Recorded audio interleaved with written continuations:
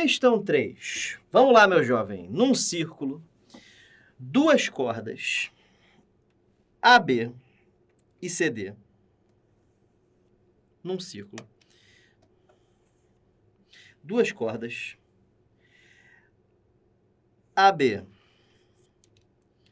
e CD. AB e CD. Deixa eu colocar o C embaixo para ficar uma ordem decente. Se interceptam no ponto I, interno ao círculo. O ângulo DAI mede 40 graus.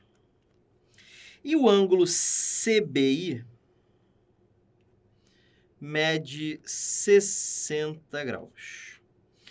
Quanto mede o ângulo APC? Aí, para a gente construir o ângulo APC, a gente vai ter que prolongar isso aqui.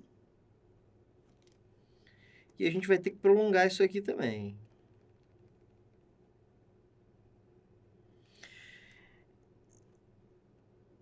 P externo ao círculo. Tudo bem? Ele quer saber quanto mede o ângulo APC.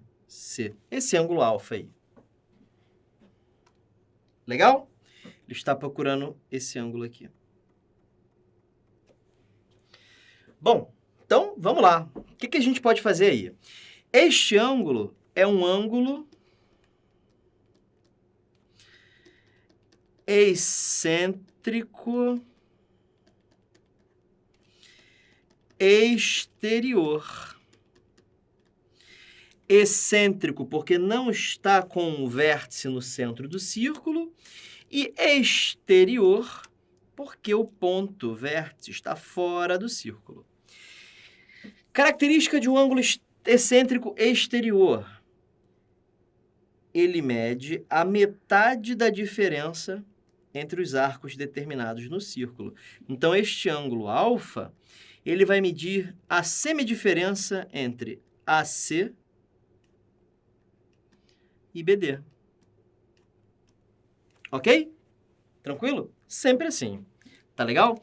Então, nosso objetivo é, primeiro, achar este arco aqui. Lembra que o inscrito é a metade do arco. Então, o arco é o dobro do inscrito. Aqui é 60 graus, esse arco aqui mede 120. Aqui é 40 graus, esse arco aqui mede 80. Acabou, né?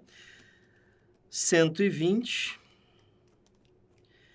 menos 80 dividido por 2, que é 20 graus. Gabarito, letra B. Galera, tem uma outra forma de fazer a questão, que eu quero te mostrar aqui, sem conhecimento de nada de círculo. Olha aqui. Olha para esse triângulo aqui.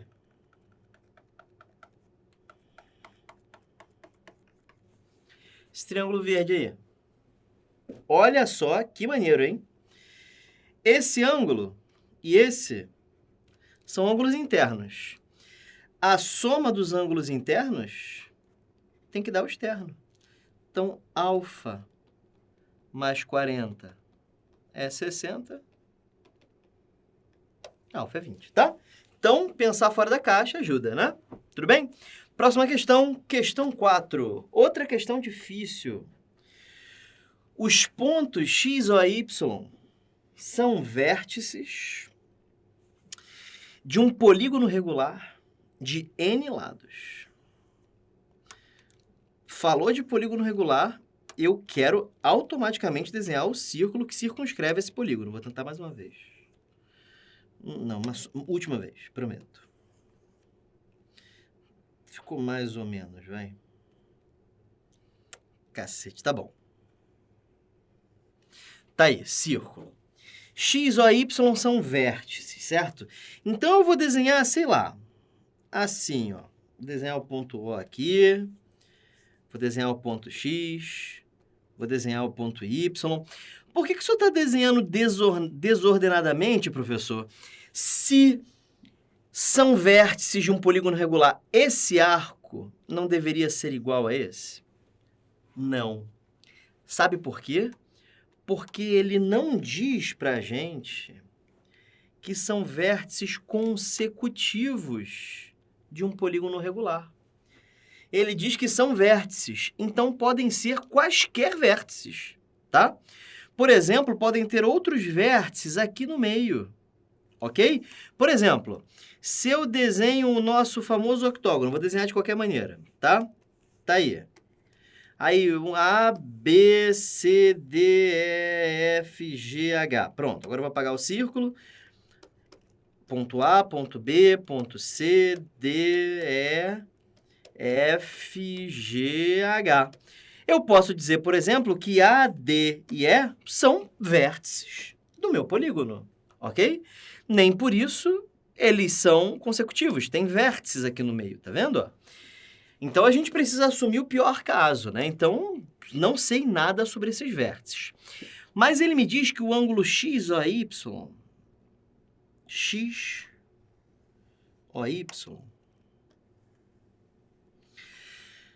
mede 22 graus e 30 minutos. 22 graus e 30 minutos é a mesma coisa que 22,5 graus. Então, eu já sei que este ângulo aqui, mede 22,5 graus. Quanto mede este arco aqui, então? Hein? O inscrito não é a metade do arco, o inscrito é a metade do arco. Então, o arco é o dobro do inscrito. O dobro de 22,5 dá 45 graus. Ok? Beleza? Bom, agora a gente tem que pensar em todos os polígonos que admitem 45 graus como um arco possível entre dois de seus pontos. Vamos pensar, então. Em primeiro lugar, o octógono admite. Como é que você sabe, professor? Porque o octógono, ele divide a circunferência em 8 partes. Se você pegar 360 e dividir por 8, isso dá 45 graus. Eu vou aproveitar esse octógono aqui, agora eu vou ter que desenhar um melhorzinho para poder te ajudar a entender o problema, tá? Vamos lá. Vou desenhar um bom octógono aqui. Para isso, eu preciso de um bom círculo. Não estou mais conseguindo desenhar círculo, gente. Esse ficou razoável. Então, não ficou não, mas agora eu já comecei. Aí vem para cá. Vem para cá. E agora desenha o nosso polígono. 1, 2, 3, 4, 5, 6, 7, 8. Tá aí. Dessa vez eu não vou apagar o círculo, tá? Este ângulo aqui, este arco aqui, é um arco de 45 graus. Vocês concordam com isso? Então, eu posso muito bem dizer que os pontos X ou Y são esses aqui, ó. X, O e Y. Pronto, faz todo sentido. Olha só, a única coisa que o problema diz é que o ângulo XOY mede 22,5 graus. Tá dando certo, olha aqui. Esse arco é 45, o inscrito é metade do arco. A metade de 45 dá 22,5. Então, o octógono é um polígono possível. Perceba que isso de fato acontece. Eu consigo formar um ângulo de 45 graus com dois vértices. Professor, mas foram dois vértices seguidos. O senhor disse que não é necessariamente verdade que os vértices são seguidos. Sim, mas pode ser. Se for, n igual a 8 é uma possibilidade. Então, você já sabe que 1 é verdade. Vamos ver o que a gente consegue excluir? Dá para excluir a C e só. Todas as outras a gente vai precisar concluir alguma coisa, tá? Então, vamos pensar num outro polígono que admita essa construção. Eu vou construir aqui com vocês. Olha só. Pega o ponto médio de cada arco. Tudo bem? Estou pegando o ponto médio de cada arco. E liga. Eu vou ligar de verde, porque vai ficar mais fácil de enxergar. Aliás, estou ligando errado. Liga só que vai ligando com os vértices do seu polígono também. Olha esse polígono aí que está se formando.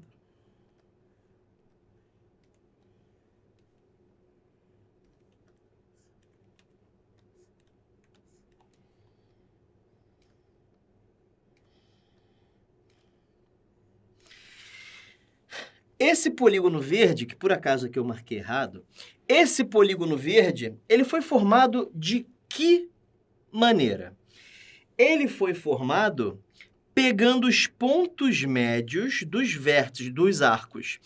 Esse é um polígono de 16 lados que admite essa construção também. Olha só se eu apagar o octógono. Apaguei o octógono. Continua tudo funcionando. Isso é um vértice do polígono, isso é um vértice do polígono, isso é um vértice do polígono, e eu continuo tendo x ou y medindo 22,5 graus. Isso aqui foi cumprido. Então, n igual a 16 também funciona.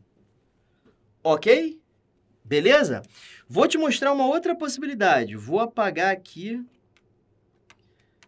Apaguei o círculo, não queria apagar o círculo, vou ter que desenhar o círculo de novo.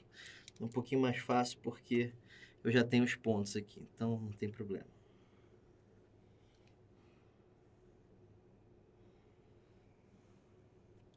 Preste atenção no que eu vou fazer agora. Ao invés de dividir cada pedaço ao meio, eu vou dividir em 3 partes. Como assim, professor? Assim, ó. Tá vendo o que eu estou fazendo? Agora eu estou dividindo em 3 pedaços.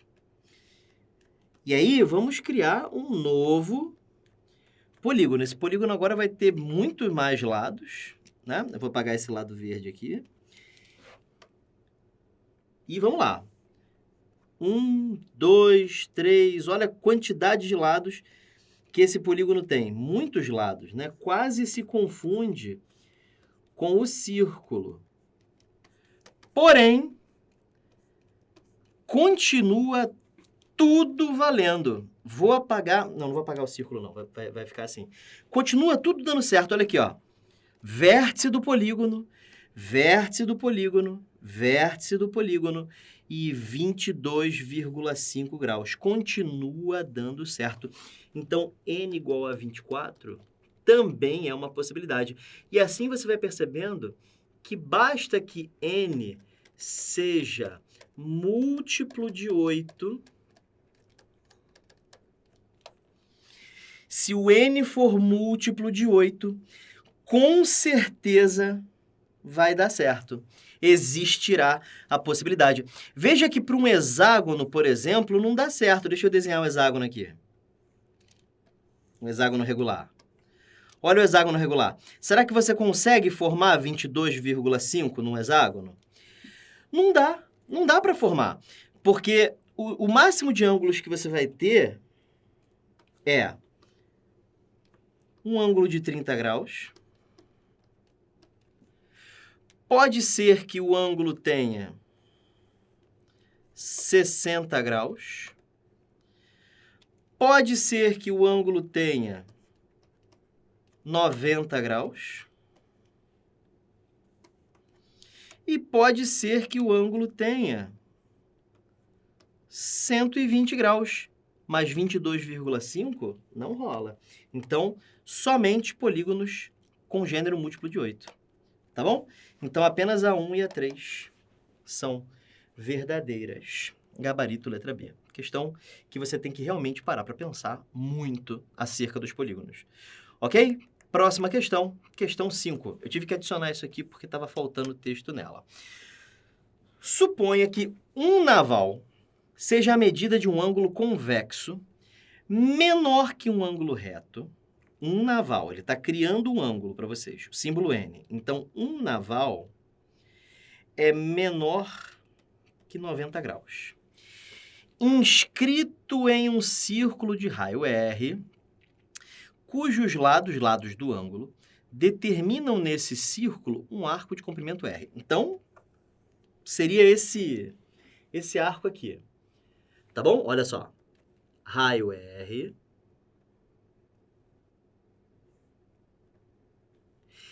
e determina no círculo um outro arco de raio também R, ok? Galera, se vocês estão se desesperando porque as questões estão difíceis, relaxa, porque assim, vocês estão vendo questões difíceis de anos consecutivos. Sobe aqui comigo. São questões de anos consecutivos, tá? Então, para cada ano teve uma questão muito difícil. Então, vocês estão vendo questões muito difíceis, mas que foram, assim, as mais difíceis de geometria da sua prova, tá? A sua prova do Colégio Naval, ela provavelmente terá de 7 a 9 questões de geometria, tá? Essa é a divisão que eu acredito que vai acontecer. Então, dessas 7 a 9, uma ou duas serão super difíceis, como essa que a gente fez agora, tá? As outras você vai fazer primeiro, tá? Essa aqui você vai deixar para o final, caso não role entendimento. Essa que a gente está fazendo agora, ela não é uma questão difícil, ela é uma questão média. De média para difícil, ok? Beleza? Essa aqui já dá para fazer com mais facilidade, você vai entender, ó. Desce na tela aqui comigo. Então, essa é a definição que ele deu de um naval. Um naval é a medida de um ângulo convexo menor que 90, inscrito em um círculo de raio R... Inscrito em um círculo de raio R... Cacete, inscrito. Aquele ali não estava inscrito, né? Círculo de raio R, beleza. Cujos lados determinam nesse círculo um arco de comprimento R. Não estava inscrito, né? Agora tá. Então, estou chamando esse ângulo aqui de alfa. Isso aqui é o que ele chama de um naval. Ok? Um naval é a medida do ângulo que determina um comprimento R num círculo que já tem raio R. Então, essa medida aqui é R. Essa medida aqui é R. Isso me permite achar este ângulo aqui. Tá bom? Mas eu já comento isso. Vamos ver o que ele está pedindo.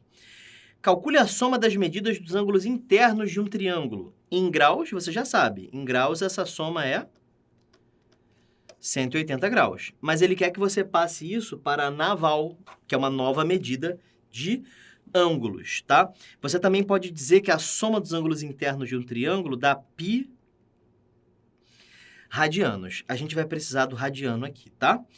Galera, você vai precisar lembrar de uma fórmula de setores que diz que L é igual a ângulo vezes raio. Isso é uma fórmula famosa. O que é L? L é o comprimento do setor, ou comprimento do arco. Alfa é o ângulo do setor. Só que esse ângulo, para você usar essa fórmula, o ângulo tem que estar em radianos. E R é o raio. Tá bom? Vamos ver como é que essa fórmula pode ser utilizada. Para este arco aqui, que eu vou pintar de verde agora, para este arco aqui, o comprimento é R, o raio é R mesmo, e o ângulo eu não sei. É o que a gente vai encontrar agora. Então, substitui na fórmula, isso vai ficar assim. L é igual a alfa vezes R.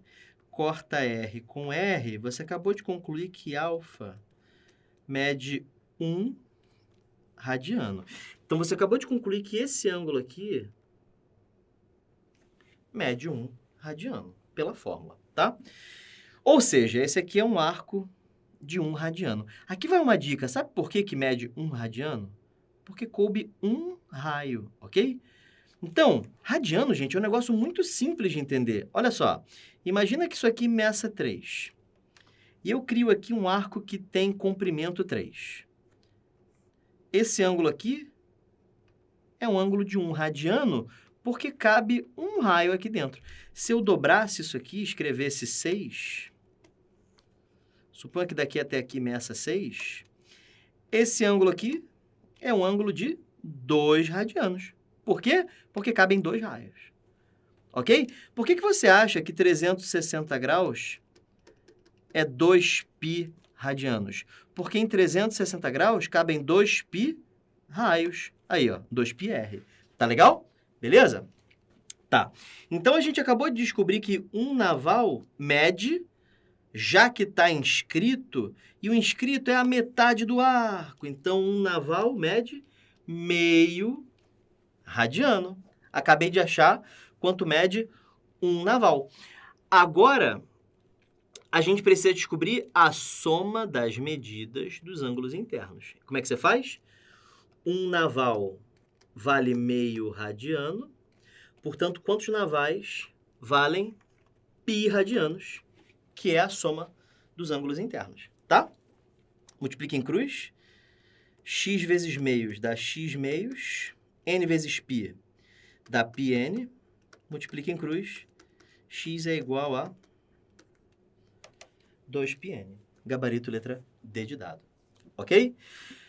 Questão chatinha, precisa que você lembre disso. É necessário, sobe aqui comigo, que você entenda direitinho o que é um radiano, senão não rola. E é importante que você saiba criar medidas novas. Ele foi super criativo nessa questão para criar uma medida nova para você, que foi essa história de um naval, ok? Tente refazer os exercícios. Não assista isso como se fosse Netflix. Depois, faça de novo as questões. Tudo bem? E use o fórum de dúvidas para tirar dúvidas comigo, ok? Próxima questão, questão 6. Essa eu coloquei aqui novamente pela razão que eu botei na parte de quadriláteros. Uma questão de área, que você vai ver áreas, então eu já resolvi colocar aqui, tá? Muito bem. Ele quer saber a razão entre as áreas do maior e do menor hexágono. Vamos tentar? Vamos lá. Primeiro eu vou chamar isso aqui de x. Automaticamente isso aqui é x e isso aqui também.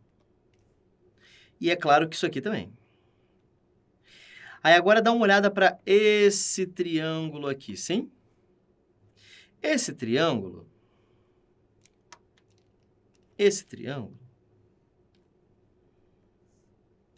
tem uma característica muito marcante que eu já quero que você decore, sim? Se você não decorou, decora logo. Aquele ângulo ali embaixo mede 120 por causa do hexágono. E é assim, lado 120, lado vezes raiz de 3, tá? Antes da gente continuar, uma pergunta que acabou de aparecer aqui, por que esse arco mede R? Porque ele diz que determinam nesse círculo um arco de comprimento R. A questão diz isso. Beleza? Bom, agora voltando para cá. X raiz de 3, decore isso. Se você não sabe isso aqui, se você não decorou isso aqui, decora. E se você quer saber de onde isso veio, lei dos cossenos. Se você não quiser decorar, chama aqui de L e aplica a lei dos cossenos. Você vai chegar em x raiz de 3. Então, você já sabe que isso aqui fora mede x raiz de 3. Ok? Aí tem duas formas de você resolver esse problema, tá? A primeira é você pensando em homotetia. É assim, ó.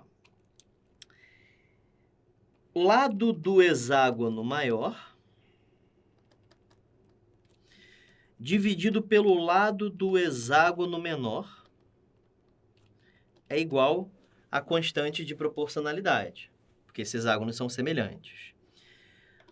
O lado do hexágono maior é x raiz de 3. O lado do hexágono menor é x, certo? Ó, x raiz de 3. Corta, corta, raiz de 3. A área do hexágono maior, dividida pela área do hexágono menor, devido à homotetia, né? Isso aqui é de dimensão 1, isso aqui é de dimensão 2. Isso aqui tem que dar k ao quadrado. Só que k é raiz de 3. Então, é só elevar isso aqui ao quadrado que dá 3.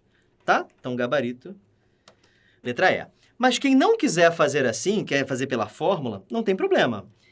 Vamos lá, faz a área do hexágono maior, a área do hexágono menor. Como é que é a área de hexágono?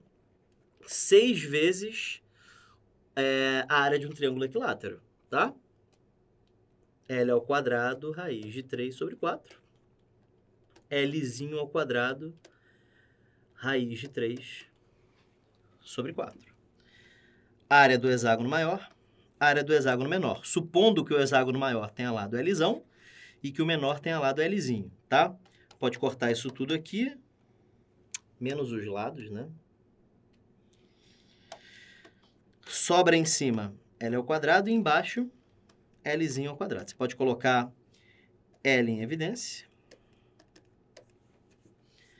Lado maior, x raiz de 3. Lado menor, x. Corta x com x. Raiz de 3 ao quadrado. Continua dando 3. Beleza? Gabarito, letra E. Podemos ir para a próxima? Então vamos lá? 3, 2, 1, desce na tela. Observe a figura abaixo. O ponto P do menor arco AB dista 6 centímetros e 10 centímetros das tangentes AQ e BQ. Aqui vai uma dica, novamente, já falei isso algumas vezes, para a distância de reta a ponto. Finge que isso é um rio e que isso aqui é uma casa próxima ao rio, ok? A distância do ponto à reta é o menor caminho que o morador desta residência tem que percorrer para chegar no rio. É uma perpendicular, portanto. Ok? É a menor perpendicular. Tudo bem? É assim que a gente calcula a distância de ponto a uma reta, tá? Então, vamos lá. Primeiro eu vou desenhar isso aqui maior porque, enfim, né? Ali como tá, não rola, né? Vamos desenhar isso aí um pouquinho maior. Opa, vou aproveitar que saiu um bom círculo. Aí vou desenhar duas tangentes.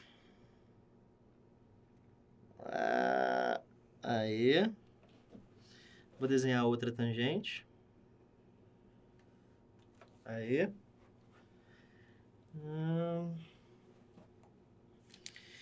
Vou chamar esse ponto... esse ponto aqui já tem um nome, né? Q, aqui é A, aqui é B... E tem um ponto P que está aqui solto, né? Beleza, melhorou um pouco, né? Show. O ponto P dista 6 centímetros de AQ. Então, isso aqui mede 6. E dista 10 centímetros de BQ.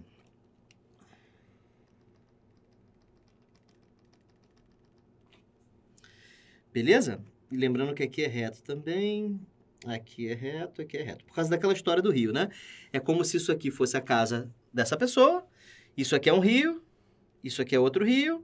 Para ele vir dessa casa até esse rio, ele tem que andar essa distância 6, e aqui é 10, né? E aqui é 10. Show de bola. Ele quer saber quanto mede a distância de P até a corda B.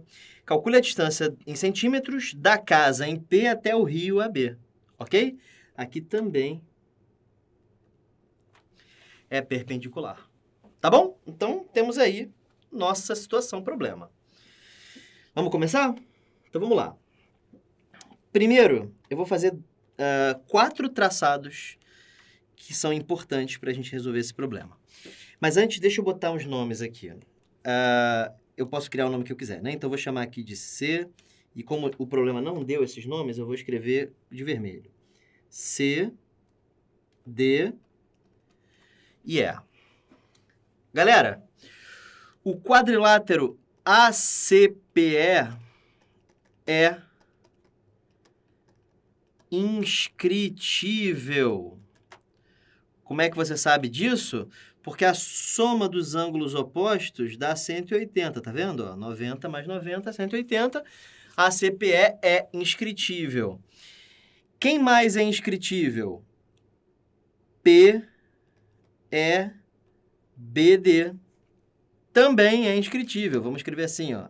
É inscritível. Por quê? Soma dos ângulos opostos também está dando 180, tá?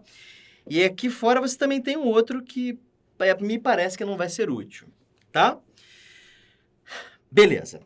Quadriláteros inscritíveis, uma coisa muito boa de você fazer é traçar as duas diagonais deles. Então, estou traçando as diagonais aqui. Então, vou traçar essa diagonal aqui.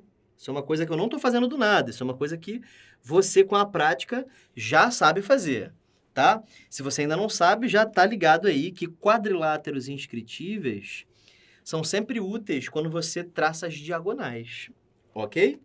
Então, vamos fazer algumas coisas aí. Em primeiro lugar, esse ângulo verde aqui é um ângulo semi-inscrito. Por quê? Porque ele é formado por uma tangente e é formado por uma secante.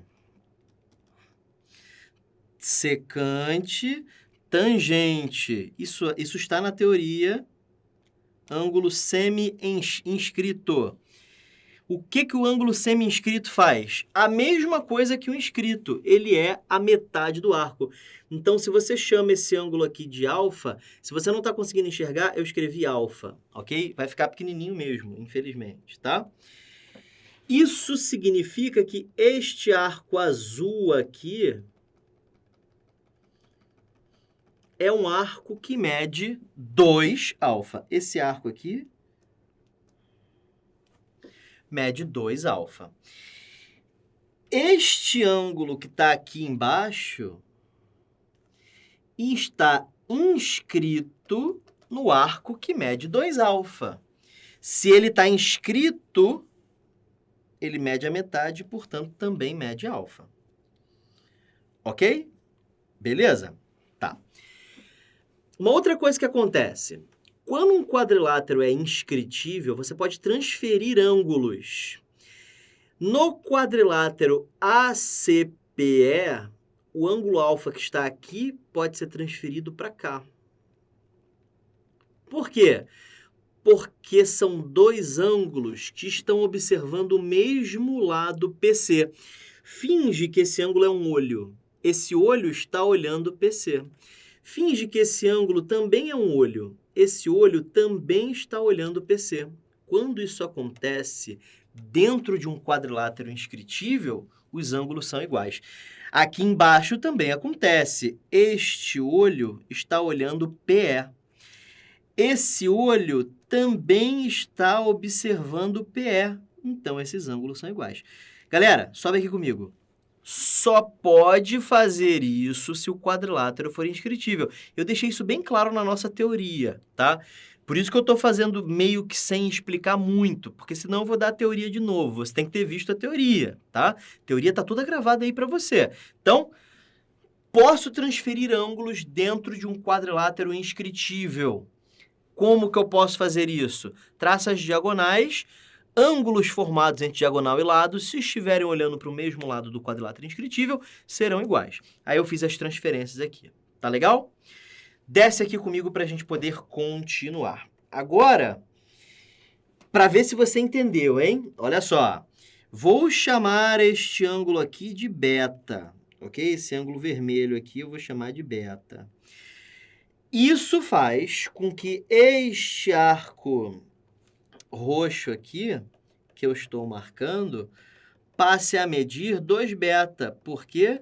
Porque o ângulo beta é um ângulo semi-inscrito. Então, este arco aqui mede 2 beta. Acontece que este ângulo aqui em cima está inscrito neste arco roxo. Então, isso aqui mede beta, metade de 2 beta. E aí, beta pode ser transferido para cá, porque beta está olhando PE, esse ângulo aqui também está olhando PE, então mede beta. E como beta está aqui, beta pode ser transferido para cá também. Por quê? Porque beta está olhando PD e esse ângulo também está olhando PD, tá? Sobe aqui comigo, meu jovem. Para quem nunca estudou quadriláteros inscritíveis e está vendo essa resolução, está achando a coisa mais complicada do mundo. Não é. Eu nem olho direito para onde o ângulo está indo. Eu só sei, de tanto que eu já conheço estas figuras. Então, não adianta você começar a reclamar, nossa, professor, como isso é difícil, é a prática que te carrega. Se você ficar só apreciando e rotulando, você vai se autorrotular também e vai se ferrar. Não pode. Tem que olhar para isso aqui, resumir a teoria depois e fazer questão. Não adianta ficar só olhando. Matemática não é contemplativa, não é um filme, ok? Beleza. Desce na tela aqui comigo, porque agora já dá para fazer a questão. eu vou redesenhar uma parte dessa figura. Deixa eu mostrar qual é a parte que eu vou redesenhar, tá? Eu vou marcar os vértices bem fortes. Vértice P, vértice E, vértice C e vértice D. Vou desenhar aqui, ó. Tudo começa no vértice E, estou desenhando maior. Aí do vértice E, conecta o vértice C, tá aqui. Aí tem o vértice D aqui embaixo. O vértice D está aqui embaixo. E aí conecta assim. Aí tem um ponto P que está mais ou menos por aqui, que conecta dessa forma aqui. Agora os ângulos. Alfa e beta. Isso aqui mede alfa. Isso aqui mede beta. E embaixo, alfa e beta também. Esse ângulo aqui mede alfa. Esse ângulo aqui mede beta. Eu quero calcular PE. E eu sei que isso aqui mede 6 e eu sei que isso aqui mede 10. E agora, gente, semelhança de triângulos. Olha para o quadrilátero CPE. Eu esqueci de botar o ponto P ali. P. Olhe para o triângulo CPE. Deixa eu desenhar ele aqui. CPE. CPE. Aqui... Não, tá errado. Aqui é P, aqui é C e aqui é E. Agora sim. No vértice E está alfa, no vértice C está beta. CP, isso aí. Agora no triângulo grande, lá no triângulo PED, esse ângulo aqui mede beta, esse ângulo aqui mede alfa. Esses dois triângulos são semelhantes por quê? Esqueci de botar as medidas, né? Aqui é 6, aqui é x... aqui é x e aqui é 10. Perdão, é aqui que mede x. Beleza. Esses triângulos são semelhantes por quê? Ângulos iguais. Beta, beta. Alfa, alfa. E acabou. 6 está para x,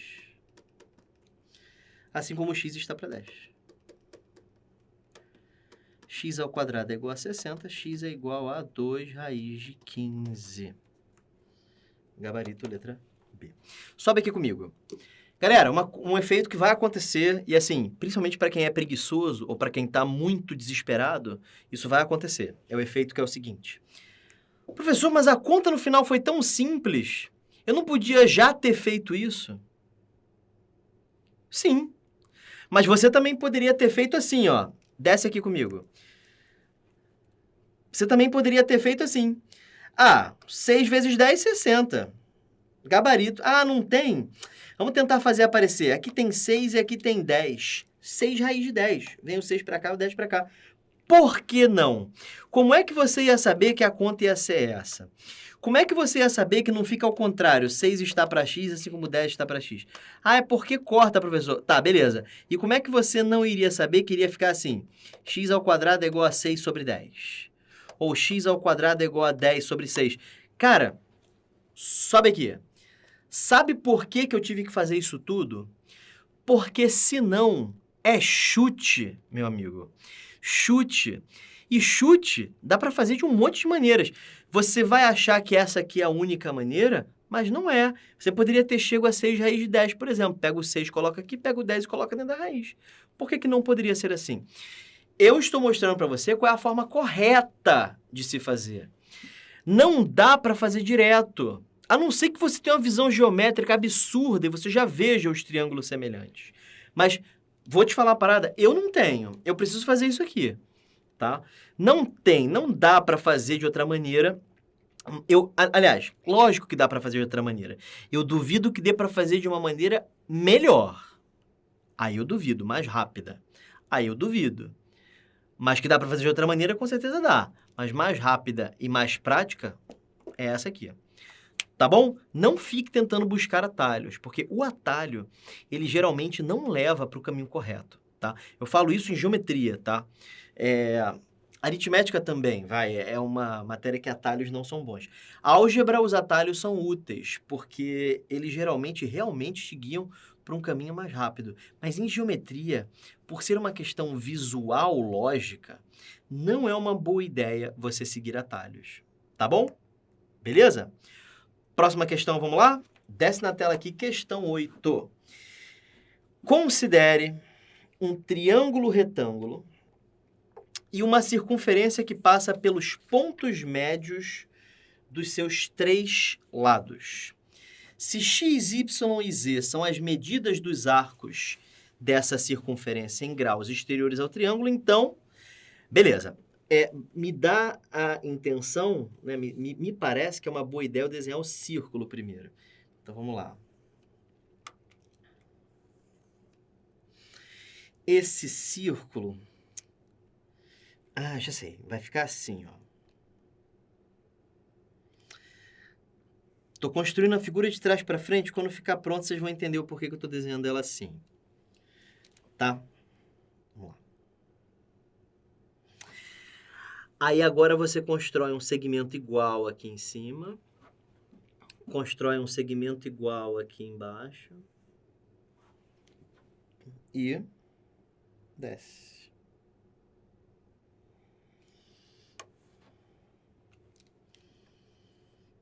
Não.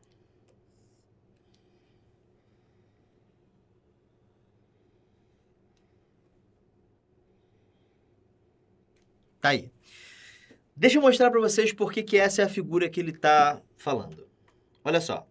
Considere um triângulo retângulo. Triângulo retângulo.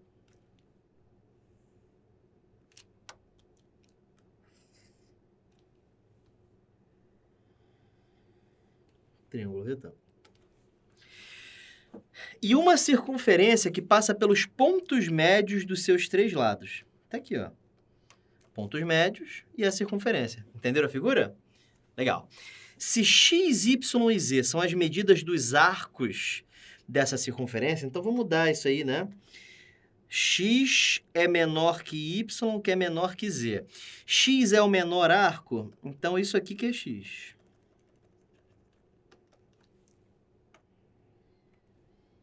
Y vai ser o do meio, né? O que não é nem maior nem menor.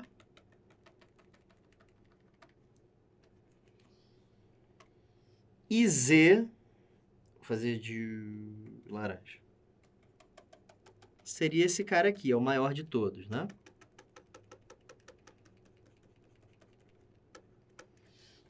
Z. Tá aí.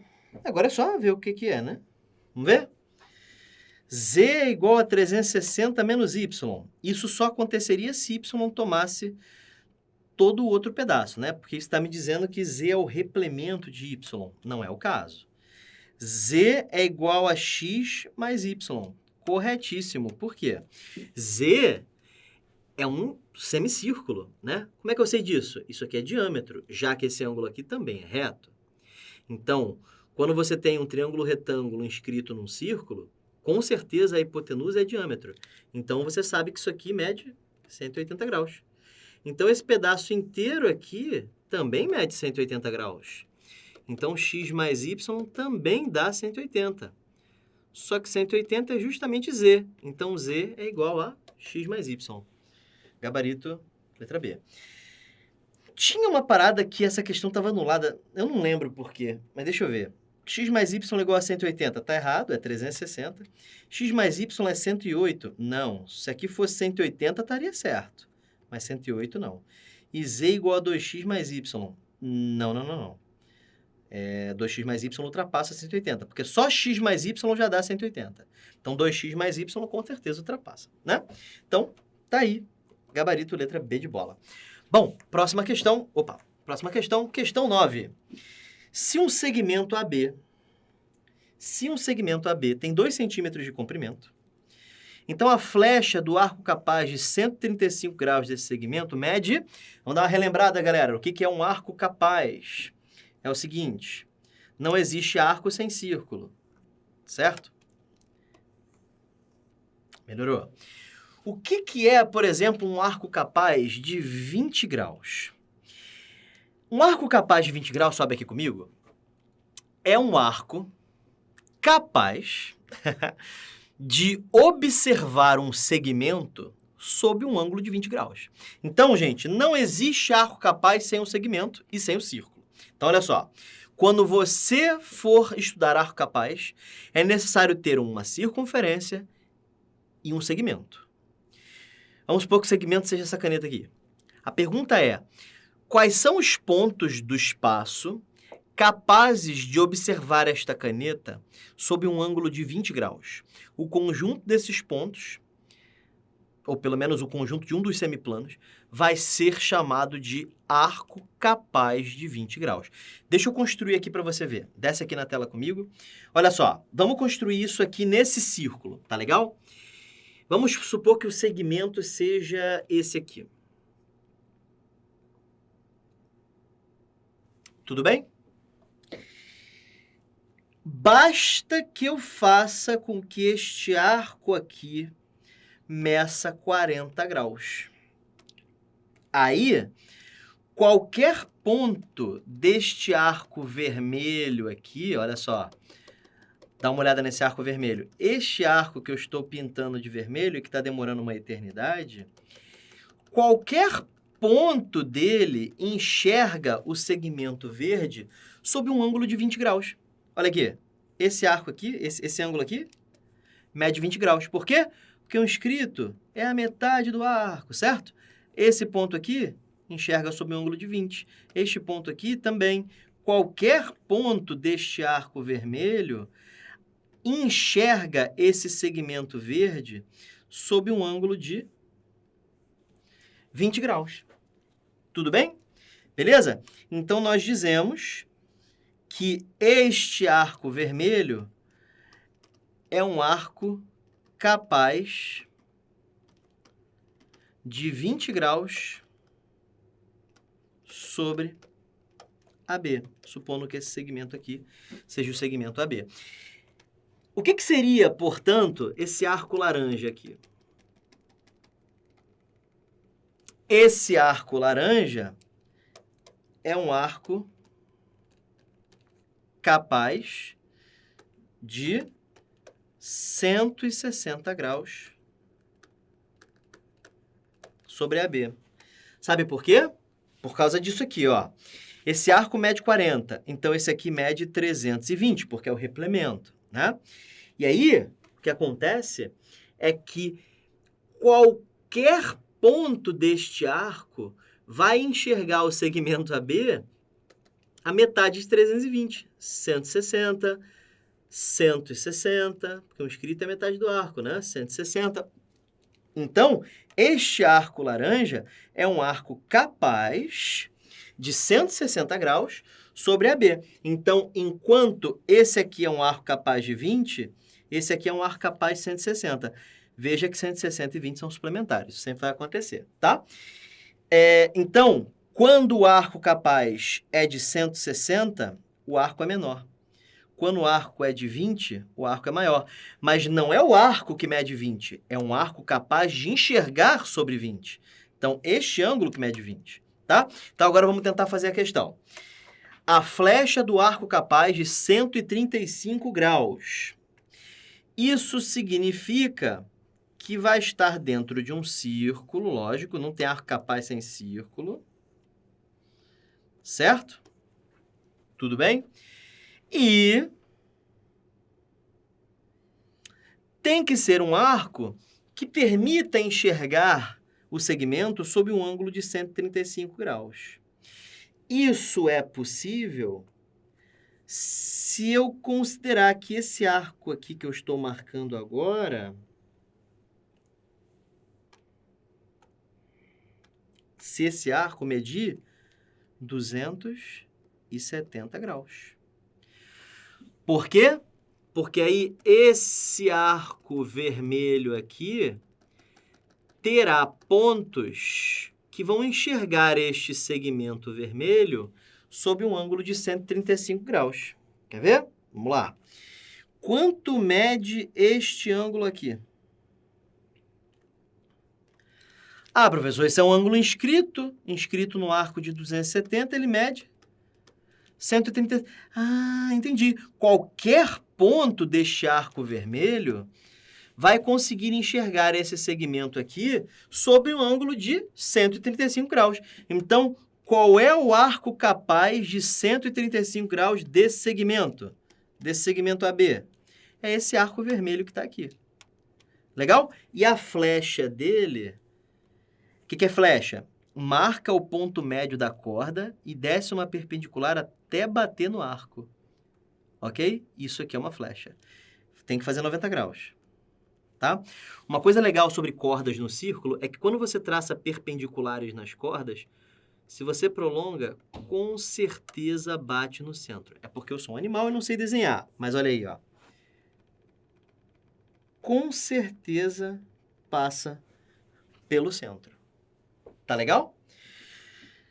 Ele diz que a AB tem 2 centímetros de comprimento, então isso aqui mede 1, isso aqui mede 1. Isso aqui é o que eu quero saber, certo?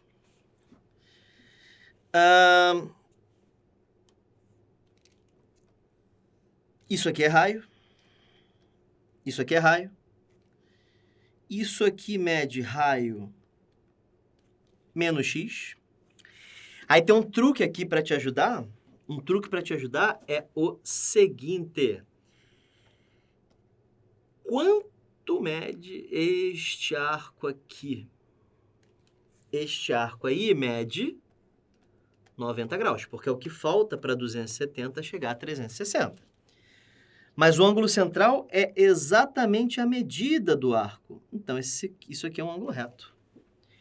E aí, gente, olhem para o triângulo AOB. Se você já for safo, você já consegue calcular. Mas se você tiver dificuldade, Pitágoras. O quadrado da hipotenusa é a soma dos quadrados dos catetos. AB é 2, AOR, BOR, 2 ao quadrado é 4, R ao quadrado mais R ao quadrado dá 2R ao quadrado. R ao quadrado é igual a 2, R é igual a raiz de 2. E aí agora você faz o quê?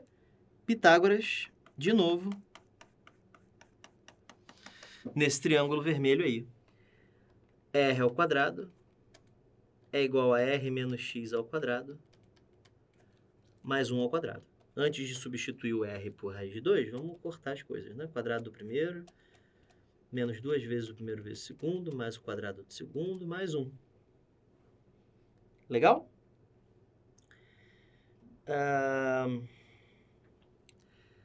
Deixa eu ver se precisa disso tudo. Não precisa disso tudo, não. Tô fazendo besteira aqui. Já tá aqui já. Deixa eu só ver se é isso mesmo. Aí, não, vai precisar de Pitágoras, sim. Ah, não precisa não. Tá aqui já, ó. Olha aqui. Isso aqui mede 40... Eu sou um animal, né? Isso aqui mede 45, isso aqui mede 45. Esse triângulo é isósceles. Isso aqui mede 1. Olha aí, ó. Esse triângulo é isósceles, né? Então, isso aqui mede 1. Deixa eu botar de outra cor para poder você visualizar. Isso aqui mede 1.